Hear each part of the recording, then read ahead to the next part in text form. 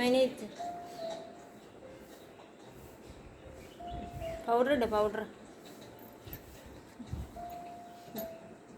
ഇട മുഖത്തിട മുഖത്ത്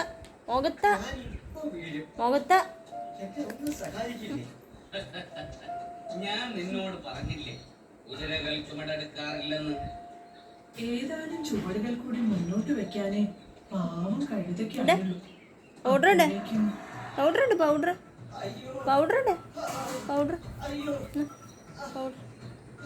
അയ്യോ, കഴുത ചുമടുമായി വീണല്ലോ. ഇനി എന്ത് ചെയ്യും? എങ്ങനെ ഈ തുണികൾ മഴയ്ക്ക് മുമ്പ് വീട്ടിലെത്തിക്കും? പൗഡർ ഇട്ടോ അമ്മാജി, പൗഡർ ഇട്ടോ.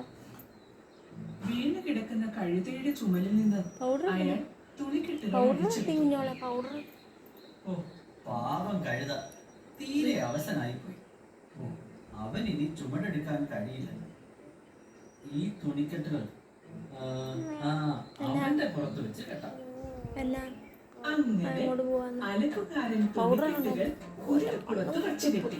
മാത്രമല്ല കഴുതയെ കൂടി അയാൾ അഹങ്കാരിയായ കുതിരയുടെ പുറത്ത് കയറ്റി യാത്ര തുടർന്നു. എനിക്ക് ഇങ്ങനെ ചുമട് ചുമക്കേണ്ടി വന്നതിന് കാരണം എന്നാ കുഞ്ഞോളിയത് എനിക്ക് ഇങ്ങനെ ഒരു ഗതി ഉണ്ടാകും. ഒരു ഉമ്മ വരും അമ്മച്ചി, ഒരു ഉമ്മ വരും. ഓ, ഒരു ഉമ്മെങ്കിലും തരും അമ്മച്ചി. ഒരു ഉമ്മ കഴിഞ്ഞോ? മേക്കപ്പ് കഴിഞ്ഞോ? മേക്കപ്പ്